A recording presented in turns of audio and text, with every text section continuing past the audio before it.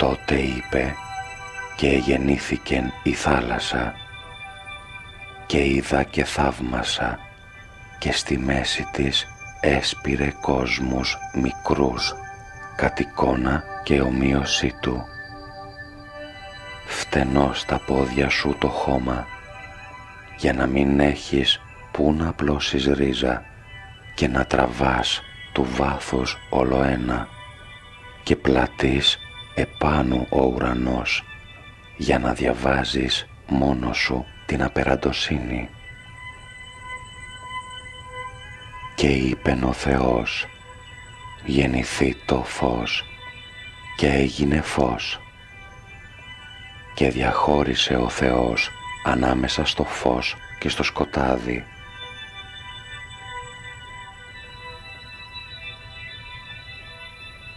Και είπεν ο Θεός να γεννηθεί στερέωμα ανάμεσα στα ύδατα και να ξεχωρίσει.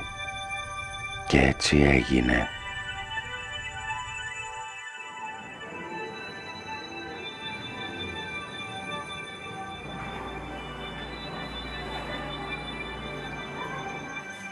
Η Πάτμος, αυτός ο κόσμος, ο μικρός, ο Μέγας, άνοιξης καιρό, Πάσχα. Ονειρευτήκαμε να γιορτάσουμε την Ανάσταση στο νησί της Αποκάλυψης.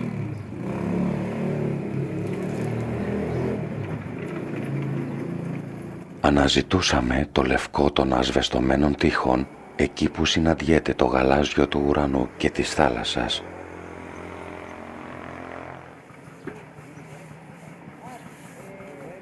Την ελπίδα ως τα δάκρυα, τη χαρά ως την άκρα απόγνωση, όπως διαβάζουμε στον Ελίτη.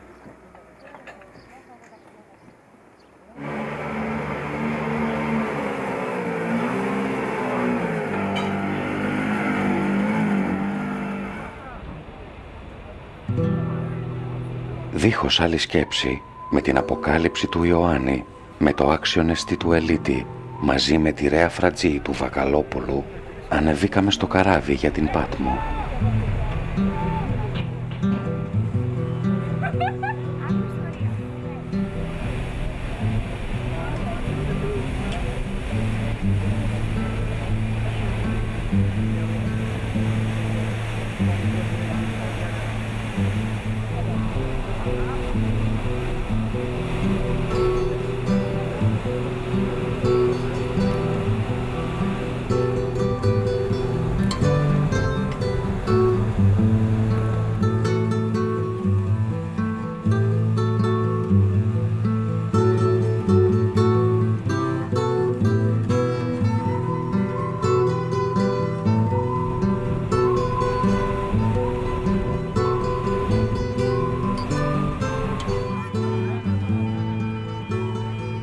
Φτάσαμε μετά τα μεσάνυχτα.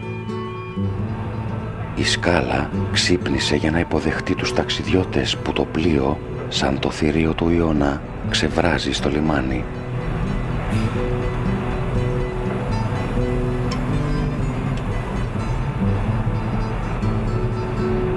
Γρήγορα όλο το πλήθος και το βούητο του λιμανιού χωνεύτηκε στα σοκάκια της χώρας.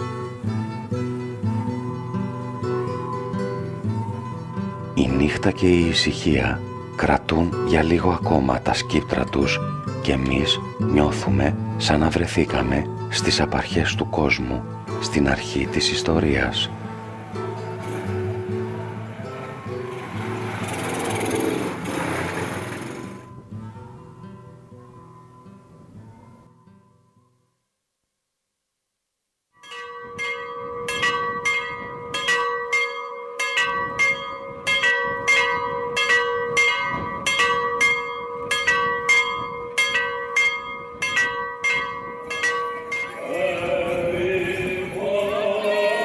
Είναι μεσημέρι της Μεγάλης Πέμπτης. Οι καμπάνες καλούν τον κόσμο στην πλατεία της χώρας, όπου θα γίνει το θρησκευτικό δρόμενο του Ιερού Νηπτήρα, βασισμένο στα κείμενα των Ευαγγελίων.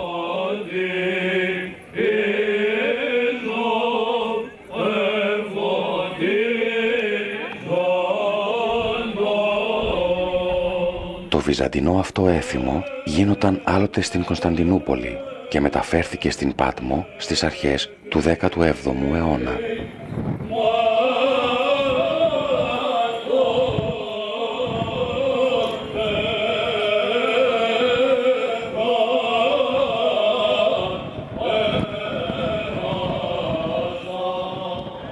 Σηκώνεται από το δείπνο και βγάζει το ημάτιό του και παίρνει μια πετσέτα και τη ζώνεται. Έπειτα βάζει νερό στη λεκάνη και άρχισε να πλένει τα πόδια των μαθητών. Φτάνει και στον Πέτρο και εκείνος του λέει «Εσύ, Κύριε, θα μου πλύνεις τα πόδια?» Ο Ιησούς του απάντησε «Αν δεν σε πλύνω, δεν έχεις θέση κοντά μου».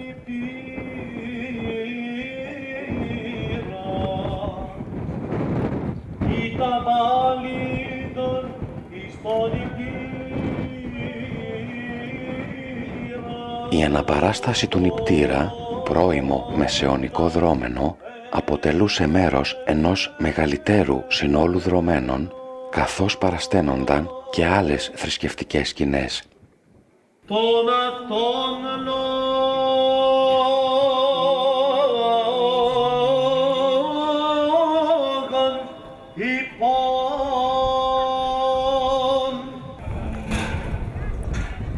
Ο Εμμανουήλ Ξάνθος, η ψυχή της φιλικής εταιρείας, γαλήνιος και ελεύθερος πλέον, καμάρωνε το νησί του.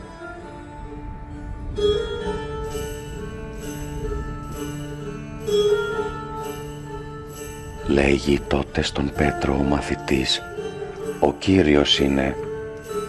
Μόλις άκουσε ο Σίμων Πέτρος ότι ο Κύριος είναι, ζώστηκε το ρούχο του γιατί ήτανε γυμνός και ρίχτηκε στη θάλασσα.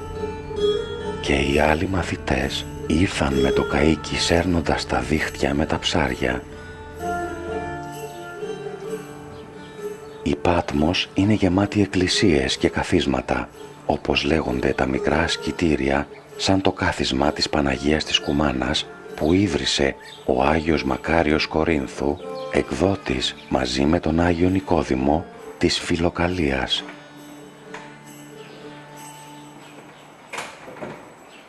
Μετά την εκδίωξή του από την Κόρινθο, λόγω των γεγονότων κατά το κίνημα των Κολυβάδων, βρήκε κι αυτός καταφύγιο στην Πάτμο, στο οροπέδιο της Κουμάνας.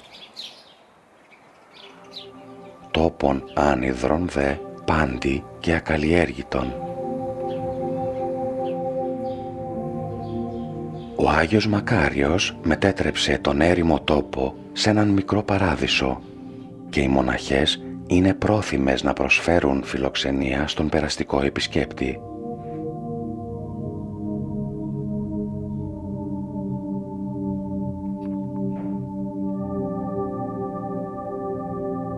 Η Παναγία, η πάντων χαρά, όπως την ονομάζει η εικόνα της στο εικονοστάσι, είναι η προστάτηδα της Μονής.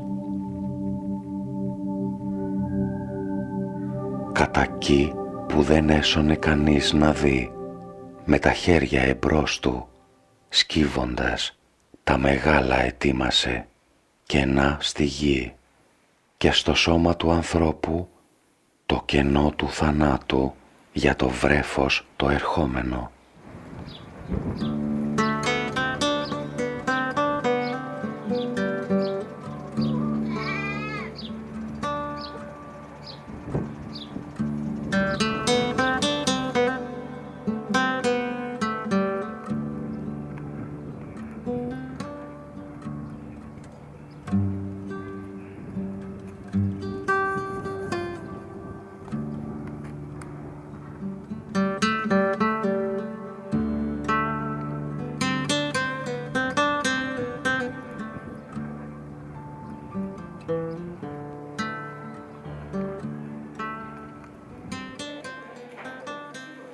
Ο ποιητής των νεφών και των κυμάτων κοιμάται μέσα μου κι οι γυναίκες τη μαύρη σκιά τους επάνω στον άχραντο ασβέστη φορούν. Μαζί τους κι εγώ το χέρι κοινό ποιητής των νεφών και των κυμάτων.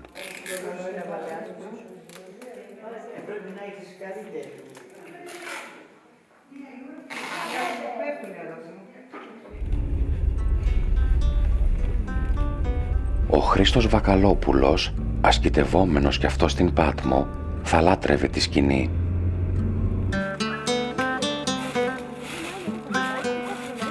Ξημερώνοντας η Μεγάλη Παρασκευή, ακολουθήσαμε τους νέους του χωριού που βγήκαν για να κλέψουν από τους μπαξέδες τα λουλούδια του επιταφείου.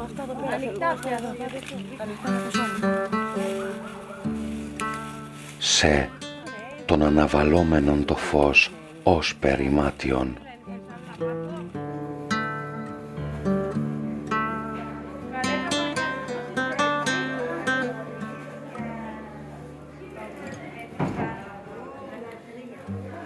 Τα γυναικεία χέρια θα στολίσουν με στοργή το νεκρό σώμα του Ιησού και οι λεμονανθοί που μαζέψαμε κρυφά θα δώσουν το πιο θεσπέσιο άρωμά τους καρφωμένοι πάνω στον επιτάφιο. Έξω από το μοναστήρι ξετυλίγεται το λαϊκό Πάσχα.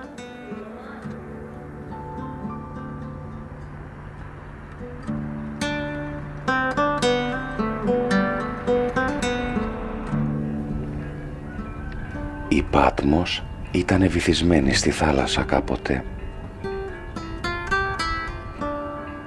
Ο Ποσειδώνας και ο Απόλλωνας την ανέσυραν, λέει, για χάρη της Άρτεμις. Ξεπροβάλλει και σήμερα πάνω από τη θάλασσα, περίτεχνη, σαν γυναικείο σκουλαρίκι, γεμάτη με συστάδες από άγωνα βράχια, σπηλιές και χορταριασμένους λόφους.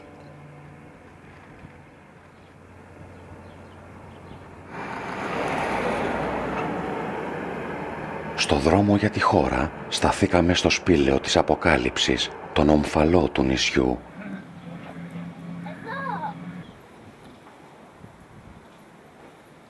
Πρέπει να κατέβεις αρκετά σκαλιά για να βρεθείς στο χώρο της Αποκάλυψης του Θεού. Σήμερα εδώ γίνεται το ευχέλαιο και οι προσκυνητές περιμένουν να αγιαστούν με το λάδι για τη γιατριά της ψυχής και του σώματος. Η αγάπη μακροθυμή χριστεύεται, η αγάπη ου ζηλεί, η αγάπη ου περπερεύεται, ου φυσι ούτε ου κασχημονεί, ου ζητεί τα εαυτής, ου παροξύνεται, ου λογίζεται το κακόν, ου χέρι επί τη αδικία, συγχαίρει δε τη αληθεία. Πάντα στέγει, πάντα πιστεύει, πάντα ελπίζει, πάντα υπομένει. Η αγάπη ουδέποτε εκπίπτει. Αλληλούια, αλληλούια. Σοφία, Θεία, ακούσουμε του Αγίου Ευαγγελίου ειρήνη, πάση και το πνευματική σου.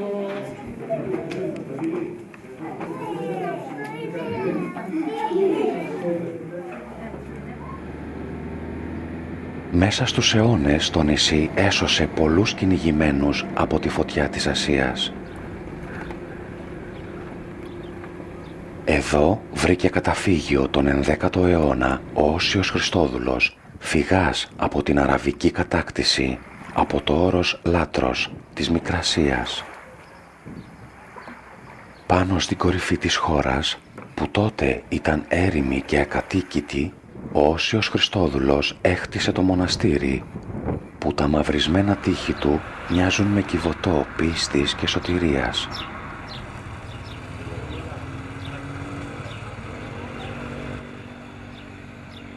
Το καθολικό της Μονής είναι από τα πρώτα οικοδομήματα που έχτισε ο Όσιος πάνω στα ερείπια βασιλικής του 7ου αιώνα προς τιμήν του θεολόγου.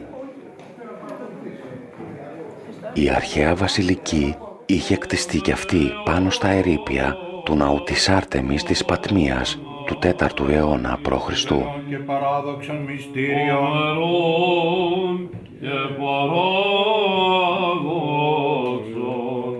μυστήριων.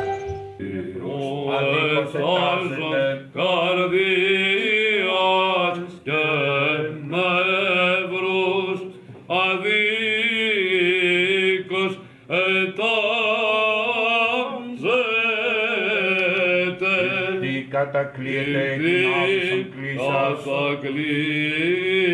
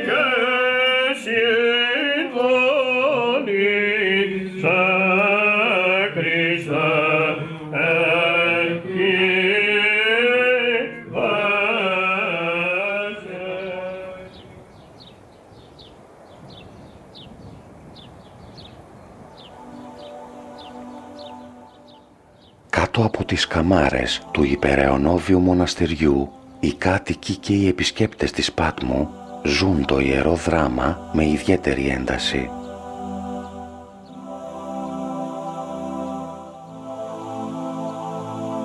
Γύρω τους συμψάλλουν οι αόρατες μορφές των απεώνων και κοιμημένων.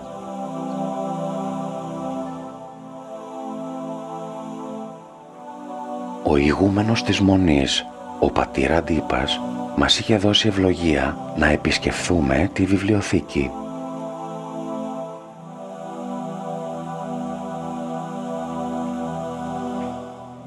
Τους πρώτους τόμους τους έφερε εδώ ο Όσιος Χριστόδουλος από το Λάτρος. Ήταν ό,τι μπόρεσε να σώσει από την αραβική φωτιά. Το μοναστήρι του έγινε κιβωτός των αρχαίων γραμμάτων και της πατερικής σοφίας.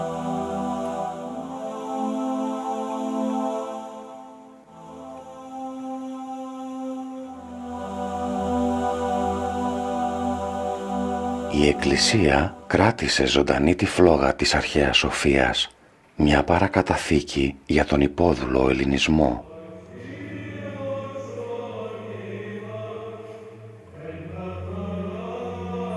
Στο σκευοφυλάκιο σώζονται τα βαρύτιμα κοιμήλια, όπως ο πορφυρός μεγαλογράμματος κώδικας του 5ου ή 6ου αιώνα, το χρυσόβουλο του Αλέξιου του Κομνηνού και η ψηφιδωτή εικόνα του Αγίου Νικολάου του 11ου αιώνα.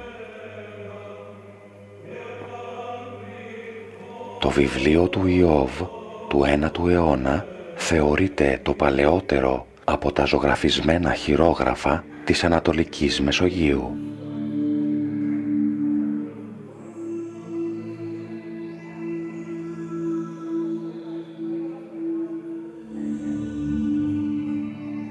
Περισσότερο όμως, ίσως γιατί είναι Πάσχα, μας συγκίνησε η εικόνα του ελκόμενου Χριστού, που αποδίδεται στον Δομήνικο Θεοτοκόπουλο, τον Γκρέκο.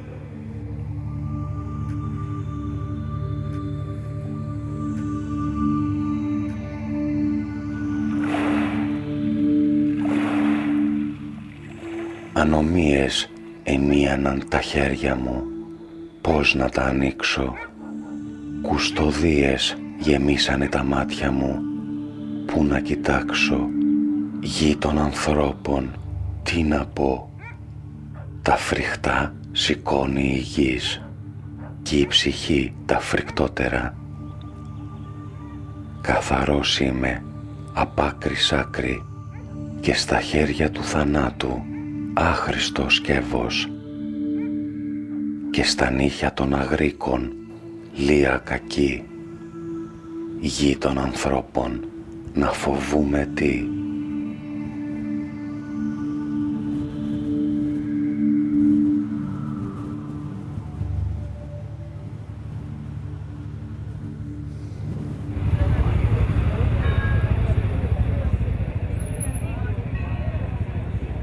Στη σκάλα, στον επιτάφιο συμμετέχουν όλοι. Ο κόσμος ακολουθεί την περιφορά μέχρι το λιμάνι, όπου συγκεντρώνονται οι επιτάφιοι των εκκλησιών. Ακόμα και ο αέρας νομίζεις ότι είναι διαφορετικός αυτές τις ημέρες στην Πάτμο. Σκορπίζει λιβάνι. Οι καρδιές ανοίγουν απόψε. Μαζί με τους πανηγυριστές του νησιού και η Ρέα Φρατζή από την Κυψέλη ήρθε να βρει μια θέση ανάμεσα στους άλλους, να προσευχηθεί μαζί τους βλέποντας. Ο Ιωσήφ παρουσιάστηκε στον Πιλάτο και τον παρακαλούσε λέγοντας «Δώσ' μου αυτόν τον ξένο που από βρέφος έζησε σαν ξένος και οι ομοεθνείς του τον θανατώνουν σαν ξένο. Δώσ' μου αυτόν τον ξένο που ξενίζομαι να βλέπω τον παράξενο θάνατό του.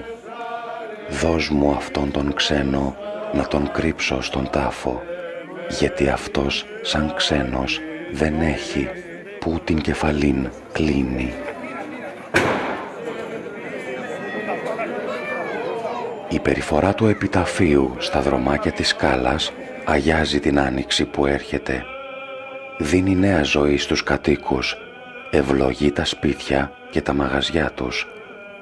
Αρχαία έθιμα πλέκονται πάνω στο σταυρό, όπως οι λεμονανθοί στο νεκρό σώμα του Ιησού.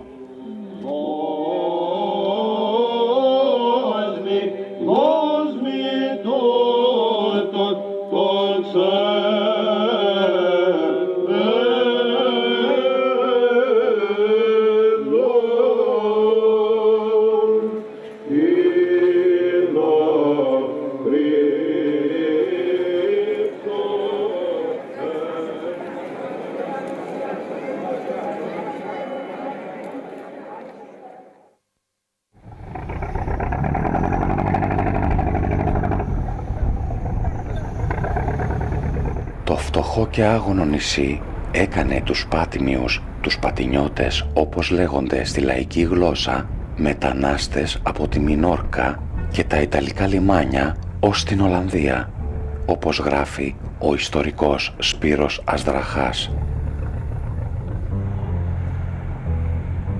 Πολλοί είναι αυτοί που επιστρέφουν κάθε Πάσχα στο νησί τους για να μυρίσουν τον αέρα των λουλουδιών και της θάλασσας.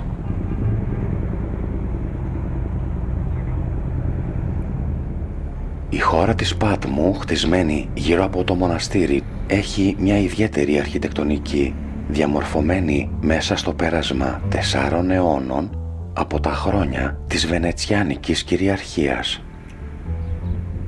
Σε μια συνομιλία της Δύσης με την Ανατολή έχει διαμορφώσει ένα δικό της πρόσωπο, μοναδικό στον ελληνικό χώρο.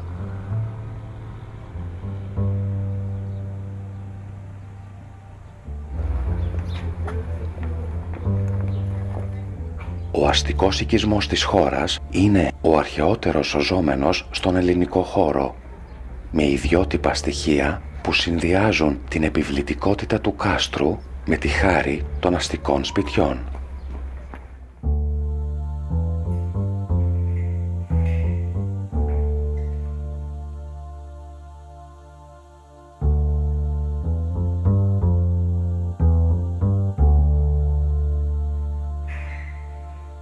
Το καθολικό είναι κατάγραφο με τοιχογραφίες από αξιόλογους τεχνίτες. Οι τοιχογραφίες είναι μεταβυζαντινές, κριτικής τέχνης, καμωμένες περί το 1600. Η Ιερή Κατάνοιξη μας κυκλώνει μέσα στην άδεια εκκλησία, που οι θόλοι της αντιχούν τις ψαλμοδίες και τις προσευχές των χριστιανών 1000 χρόνια τώρα.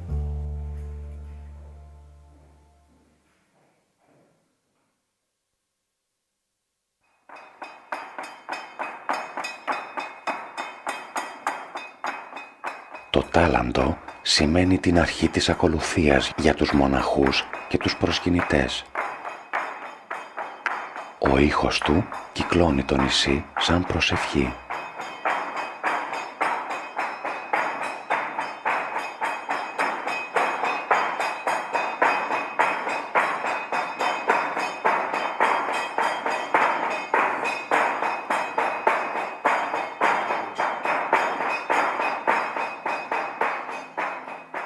φορητές εικόνες του τέμπλου ήρθαν από τη Ρωσία, από τη Μοσκοβία εκείνου του καιρού. Ο Χριστός και η Παναγία είναι δωρεά της αυτοκράτηρας Εκατερίνης από το 1702.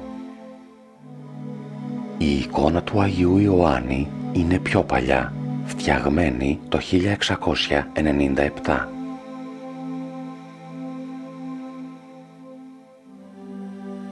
Το τέμπλο που δεσπόζει στο κέντρο του ναού είναι ξυλόγλυπτο, επιχρυσωμένο και επιχρωματισμένο. Μέσα σε έναν περίτεχνο διάκοσμο από ζώα και φυτά είναι σκαλισμένες παραστάσεις από την Αγία Γραφή. Είναι δωρεά του Μητροπολίτη Σάρδεων Νεκταρίου του Πατμίου. Για την κατασκευή του στα 1820 δούλεψαν επί έναν σχεδόν χρόνο 12 χιώτες τεχνίτες.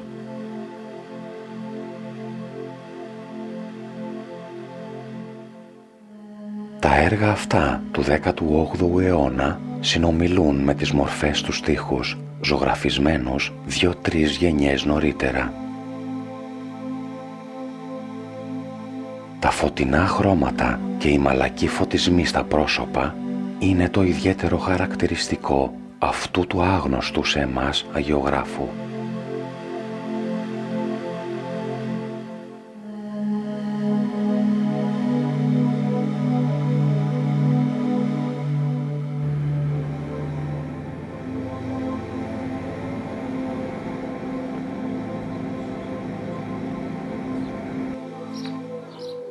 Η Μονή της Ζωοδόχου Πηγής είναι το δεύτερο μεγαλύτερο μοναστικό συγκρότημα της Πάτμου και έχει ιδρυθεί στα 1607 από τον Πάτμιο ιερομόναχο Παρθένιο.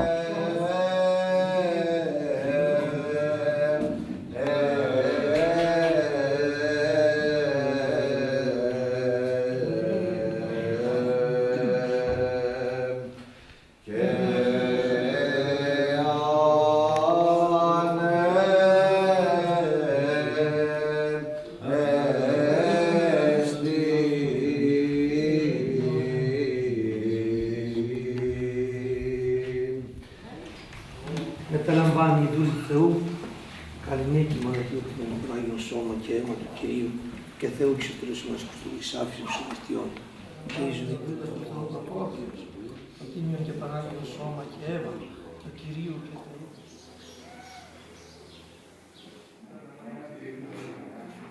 Στο σκευοφυλάκιο της Μονής φυλάσσονται πολλές παλαιότερες φορητές εικόνες, ακόμα και από τα 1500.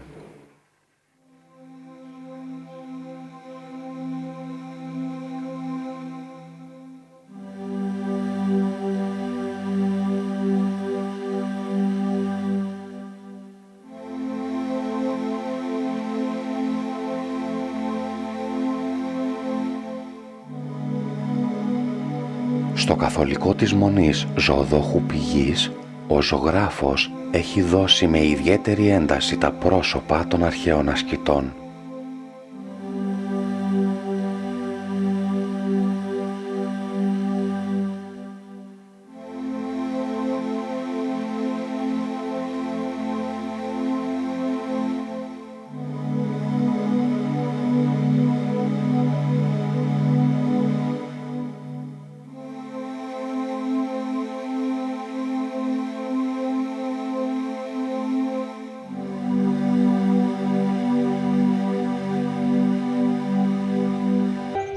Οι σκηνές από το Θείο Πάθος είναι δοσμένες με ιδιαίτερη δραματικότητα με τους χαρακτήρες της κριτικής ζωγραφικής.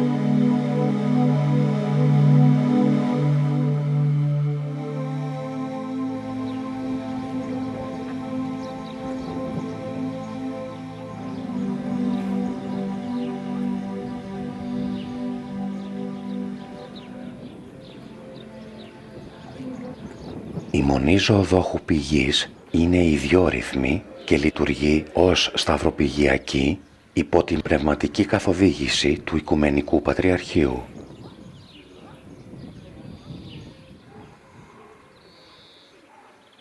Η ηγουμένη Καληνίκη ακούραστη, προσπαθεί να δώσει στο μοναστήρι κάτι από την παλιά του λάμψη.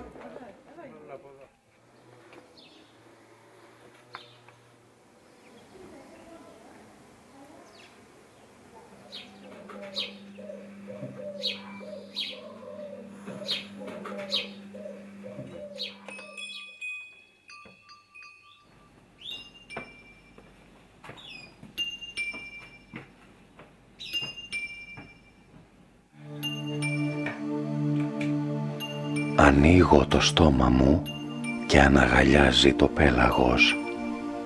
Χαράζω τις φλέβες μου και κοκκινίζουν τα όνειρα. Και τσέρκουλα γίνονται στις γειτονιές των παιδιών και σεντόνια στις κοπέλες που αγρυπνούνε.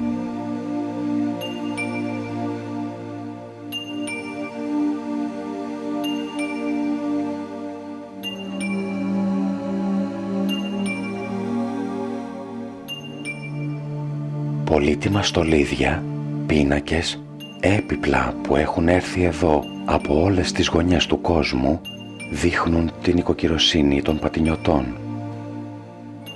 Παλιές ζωγραφιές και ασπρόμαυρες φωτογραφίες είναι οι απεώνως και κοιμημένοι, οι μνήμες που κατοικούν το σπίτι.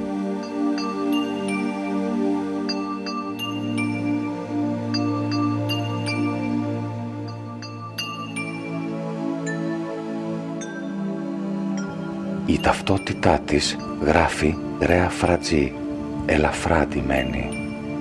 Κάθεται απέναντι από την άσπρη εκκλησία, χιλιάδες χρόνια μετά την Αποκάλυψη, 900 χρόνια από τότε που ο μοναχός Χριστόδουλος έχτισε ένα μοναστήρι εκεί που ήταν ο ναός της Αρτέμιδος.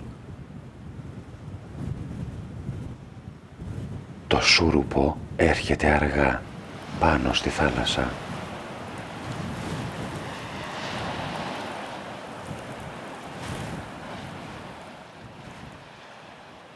Οι λαμπάδες έχουν ανάψει. Το Χριστός Ανέστη θα αντυχήσει σε κάθε πρόσωπο, σε κάθε πέτρα του νησιού. Το βράδυ της Ανάστασης στο μοναστήρι του Οσίου Χριστόδουλου είναι για μας μια αξέχαστη εμπειρία.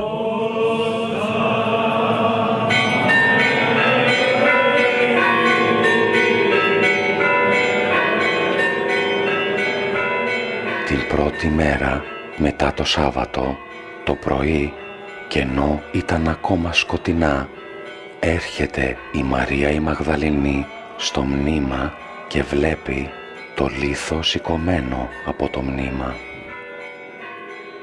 Τρέχει τότε και έρχεται στον Σίμωνα Πέτρο και στον άλλο μαθητή που αγαπούσε ο Ιησούς και τους λέει «Σήκωσαν τον Κύριο από το μνήμα και δεν ξέρουμε πού τον έβαλαν». Έρχεται λοιπόν ο Σίμων Πέτρος και μπήκε μέσα στο μνήμα και βλέπει τα σάβανα πεσμένα κάτω και το σουδάριο που ήταν στο κεφάλι του να μην είναι με τα σάβανα αλλά τυλιγμένο ξεχωριστά.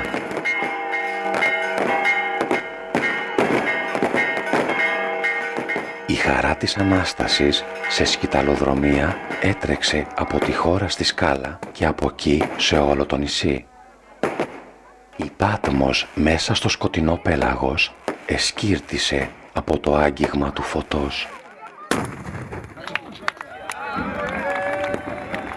Την έκρηξη από το Χριστός Ανέστη ακολουθεί και εδώ το παραδοσιακό γλέντι.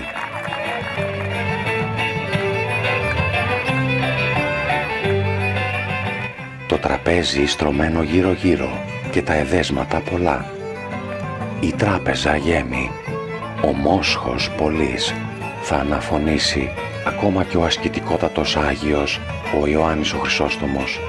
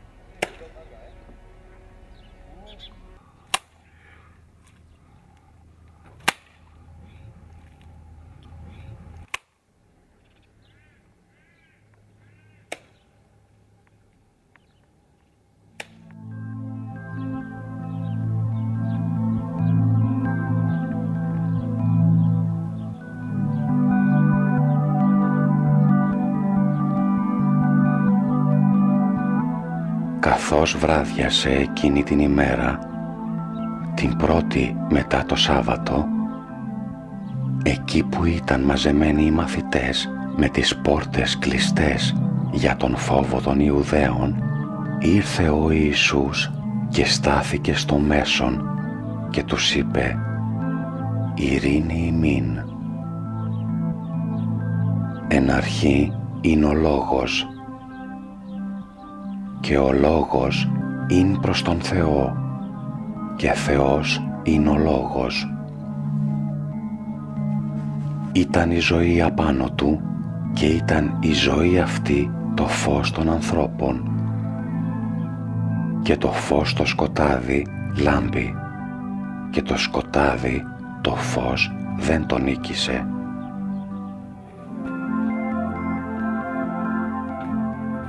Την τρίτη μέρα του Πάσχα όλες οι εικόνες του μοναστηριού μαζί με τα ιερά λείψανα θα βγουν στους δρόμους σε μια μεγάλη λιτανία από το μοναστήρι στο δημαρχείο της χώρας. Οι κάτοικοι του νησιού, φορτωμένοι τις εικόνες σαν πολύτιμα κοιμήλια, ξεχύνονται στους δρόμους για να ευλογηθούν όλα, ακόμα και οι δρόμοι και τα σπίτια, από το φως της Ανάστασης.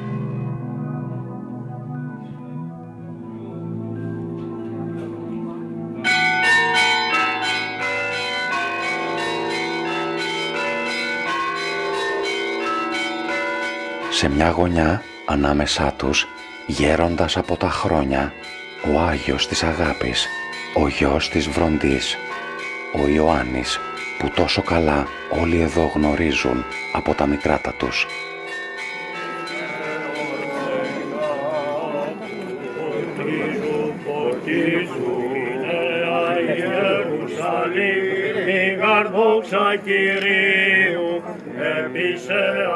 Μέσα σε αυτό το φως ξετυλίγεται η ζωή τους, τα γεννητούρια, οι πρώτοι έρωτες, οι δυνατές φιλίες, οι γάμοι, οι χαρές, ακόμα και οι λύπες που γίνονται αλαφρότερες σήμερα.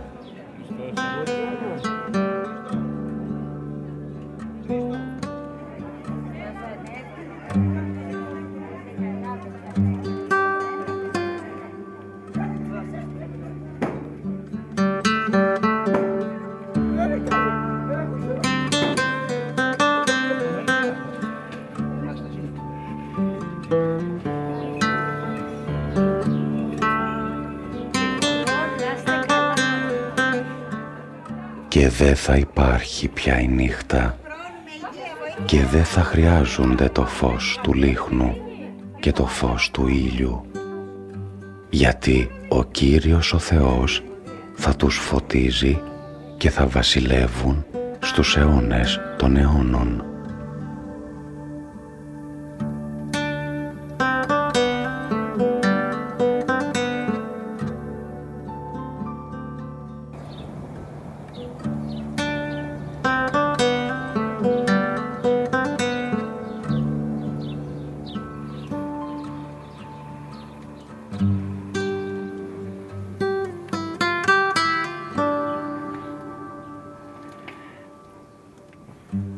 Μέσα στη χώρα της Πάτμου, το αρχαίο χωνεύεται μέσα στο σύγχρονο.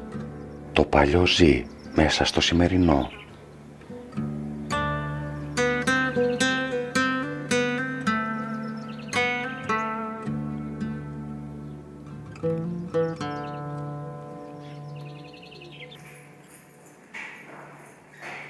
Η λαϊκότροπη ζωγραφική με τη ζωντάνια της εξιστορεί επεισόδια από τη ζωή του Αγίου Ιωάννη, όπως τα διασώζει η τοπική παράδοση.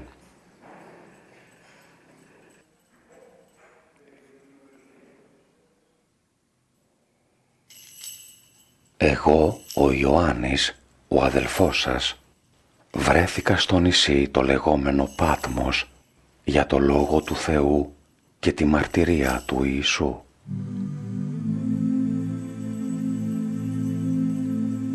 Περίπου 2 χρόνια έμεινε ο Ιωάννης στην Πάτμο και η καρπερή παρουσία του σημάδεψε για πάντα αυτό τον άγωνο τόπο.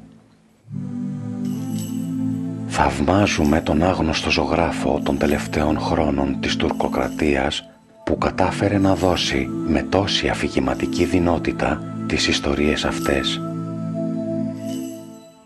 Η τόλμη του δικαιώνεται όταν ζωγραφίζει ανάμεσα στις άγιες μορφές και πρόσωπα των ημερών του. Όλοι, παλαιοί και νέοι, έζησαν και ζουν σε έναν τόπο.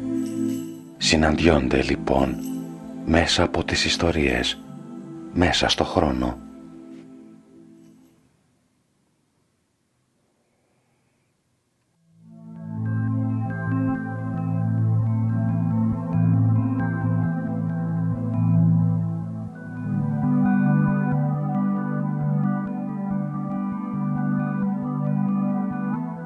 Έρχου και βλέπε.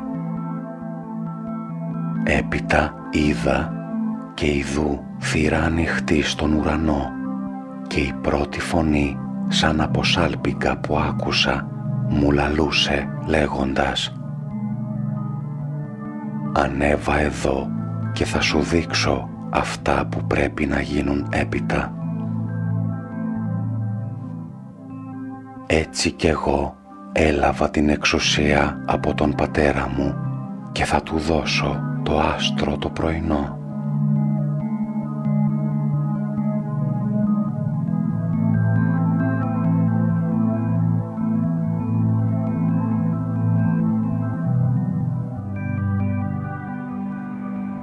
Μέσα στη νύχτα το κατάφωτο πλοίο μας έπαιρνε μακριά από το νησί της Αποκάλυψης. Η Πάτμος μας αποκαλύφθηκε στην Ανάσταση. Και αυτός που είδε μαρτυρεί, αυτό που είδαμε θα μας λείψει